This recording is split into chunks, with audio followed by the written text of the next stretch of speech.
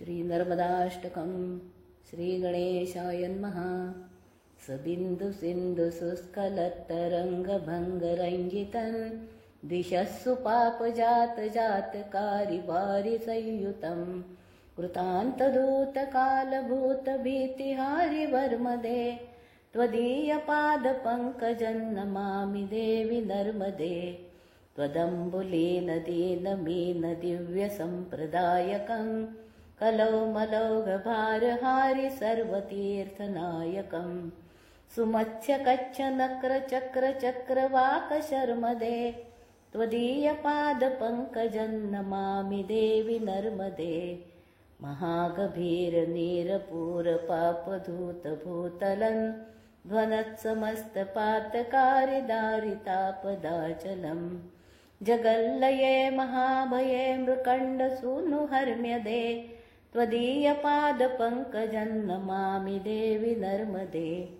गतं तदैव मे भयं त्वदम्बुवीक्षितं यदा मृकण्डसूनुशौनकासुरारिसेवि सर्वदा पुनर्भवाब्धिजन्मजं भवाब्धिदुःखवर्मदे त्वदीयपादपङ्कजं नमामि देवि नर्मदे।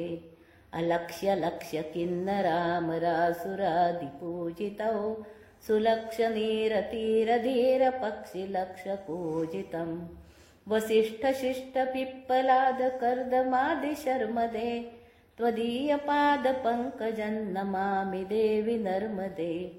सनत्कुमारनाचिकेतकश्यपात्रिषट्पदैर्धृतं स्वकीयमानसेषु नारदादिषट्पदैः रवीन्दुरन्ति देवदेवराजकर्मशर्मदे त्वदीयपादपङ्कजं नमामि देवि नर्मदे। अलक्ष्यलक्ष्यलक्ष्यपापलक्ष्यसारसायुधं ततस्तु जीवजन्तुतन्तुभुक्तिमुक्तिदायकं विरैचि विष्णुशङ्करस्वकीयधामवर्मदे त्वदीयपादपङ्कजं नमामि देवि नर्मदे। अहोमृतौ स्वनौ श्रुतं महेशकेशजातटे किरातसूतवाडवेषु पण्डिते शठे नटे दुरन्तपापतापहारि सर्वजन्तुशर्मदे त्वदीयपादपङ्कजं नमामि देवि नर्मदे। इदं तु नर्मदाष्टकं त्रिकालमेव ये सदा पठन्ति ते निरन्तरं न यान्ति दुर्गतिं कदा।